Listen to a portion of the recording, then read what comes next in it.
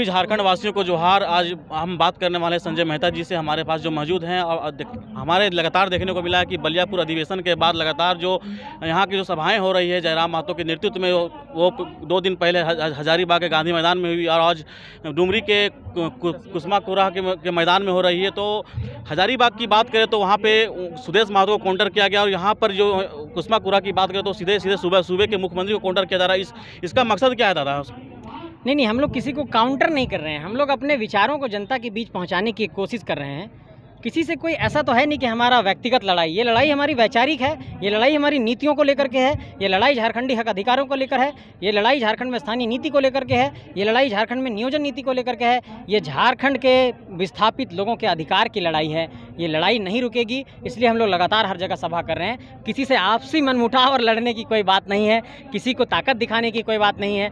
हम लोग अपना काम कर रहे हैं, वो अपना काम कर रहे हैं। सूबे के मुख्यमंत्री कहते हैं कि 1932 तो मेरा मुद्दा है, मेरा एजेंडे में है, तो लेकर आप घूम रहे हैं और आड़े हाथ ले लिए। मुद्दा और एजेंडा होना, मुद्दा और एजेंडा कब बनाया जाता है? ताकि जब उसके सॉल्यूशन की बात की जाए।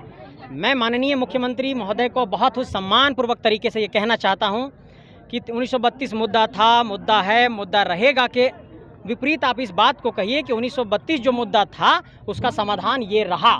समाधान दे दीजिए, तब ना हम जानेंगे मुद्दा था और मुद्दा है और मुद्दा रहेगा मतलब कि आप इस पर राजनीति करना चाहते हैं। अगर आप इस पर राजनीति नहीं करना चाहते हैं और आप चाहते हैं कि ये आवाज़ रुक जाए, तो झारखंड में स्थानीय नीति बना दीजिए, झारखंड में नियोजन नीति बना दीजिए, सारे समस्याओं का समाधान हो जाएगा। झारखंड में जिस प्रकार अभी यहाँ के आदिवासी मूलवासी जिसने अपने हक अधिकारों के लिए जिस प्रकार दर दर भटक रहे थे, क्या लगता है कि आप लोगों के नेतृत्व में वो अपने हक अधिकारों को पहचान पाएँ? क्या लगता है, एक उम्मीद से लगता है कि आप लोगों के नेतृत्व में? देखिए, पॉलिटिक्स में बहुत ज़्यादा दावा और वादा हवाई हवा नहीं करना चाहिए। जब किसी को सत्ता की चाबी मिलती है या जब कोई नेतृत्व को संभालता है तो उसके समक्ष बहुत बड़ी बड़ी जिम्मेवारियां होती हैं।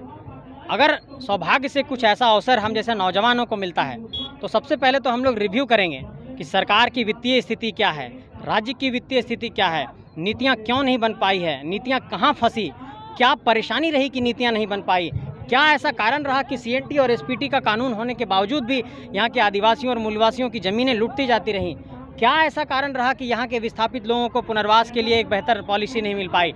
इन सारे बिंदुओं पर एक रिव्यू करना होगा और रिव्यू के बाद हम लोग जिस समाधान पर पहुँचेंगे निश्चित तौर पर वो झारखंडियों के पक्ष में होगा, झारखंडियों के हक अधिकार के लिए होगा और झारखंडियों के जीवन को बेहतर बनाने के लिए होगा। क्या लगता है कि जिस प्रकार अभी आने वाले दिनों में लोकसभा चुनाव है, लोकसभा चुनाव में अक्सर देखता है कि हमारे जो सांसद होते हैं बोरो प्लेयर के रूप में थोप दिया जाता है ताकि आप यहाँ आवे नेतृत्व के, जिससे हमारे यहाँ कल्चर के बारे में, यहाँ के संस्कृति के बारे में उन्हें कुछ पता तक नहीं होता है। क्या लगता है कि ये कल्चर, ये व्यवस्था जानी चाहिए?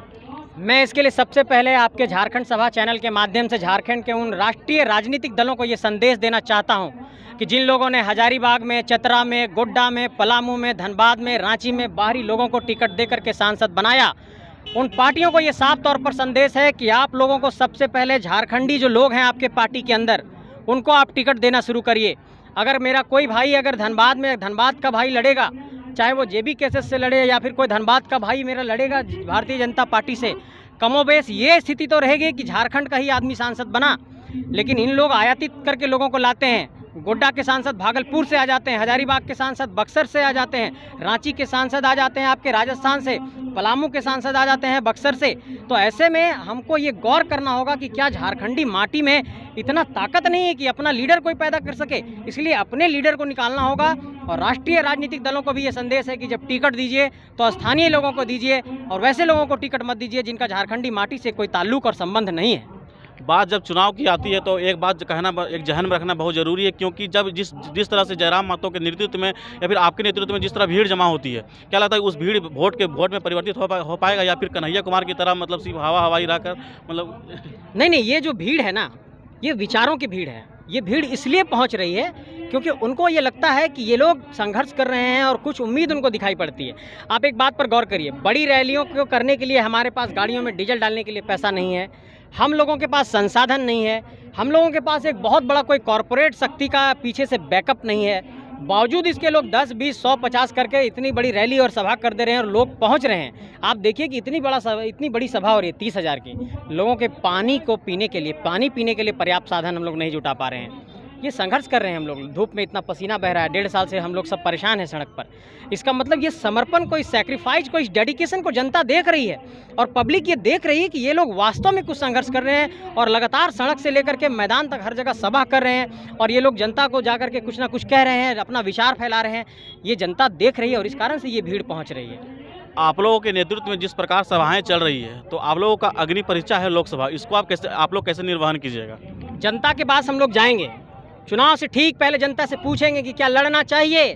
अगर जनता ये कह देती है कि हाँ लड़िए, हम लोग साथ देंगे, तो जनता अगर जनमत संग्रह में ये बात का ऐलान कर देती है कि आप लोग यहाँ से लड़िए, आप लोग यहाँ से लड़िए, हम लोग साथ देने वाले हैं, उस वक्त कोई निर्णय लेंगे। फिलहाल हम लोगों ने अपनी रणनीतियों पर काम करना शुरू कर दिया है। फिलहाल हम लोगों ने कमेटियों को बनाने के लिए शुरुआत की है।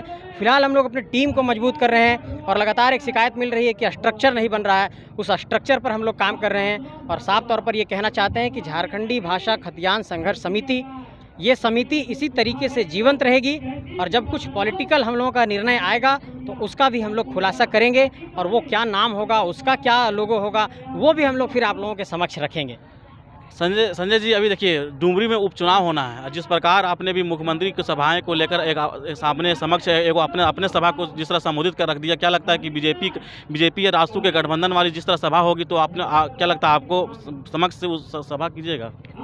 मतलब आप कह रहे हैं कि डुमरी बाई इलेक्शन में क्या आप लोग सभा करने वाले हैं? सबसे पहले हम लोगों ने शायद ये आपको बताना चाहते हैं आपके चैनल के माध्यम से कि हम लोगों ने एक निर्णय लिया है कि इस इलाके में जो जगन्नाथ बाबू थे वो झारखंडी माटी के लिए बहुत समर्पित थे और उनके लिए बहुत सम्मान है, हमारे बीच अब नहीं है, उनको श्रद्धांजलि भी अर्पित करता हूँ।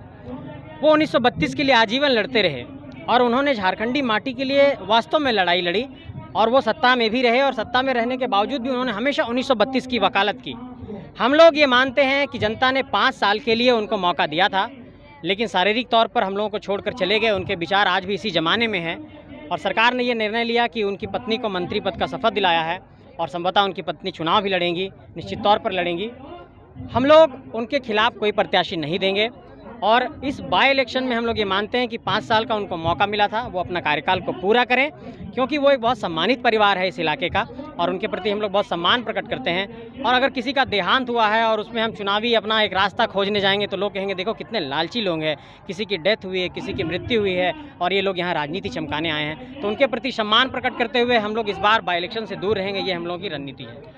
आप लोगों को ज़्यादातर लोगों का संदेश दे दिया जाता है कि मतलब आप लोग वोट कटवा टाइप के नेता हैं, मतलब वोट काटने का काम करते हैं, आप लोग किसी दूसरे दल से जुड़े हुए लोग हैं, दूसरे एजेंडों में काम कर रहे हैं, इस पर आप थोड़ा कर दीजिए। नहीं, आपका बहुत अच्छा सवाल है। देखिए, जब कोई राजनीतिक दल राजनीति में होता है तो आरोप प्रत्यारोप आक्षेप वो लगाएगा, वो आपको कमज़ोर करने की कोशिश करेंगे, वो आपके साइकोलॉजी को, आपके कॉन्फिडेंस को डाउन करने की कोशिश करेंगे और लगातार वो कुछ ऐसा कहेंगे जिससे आप कमज़ोर हों।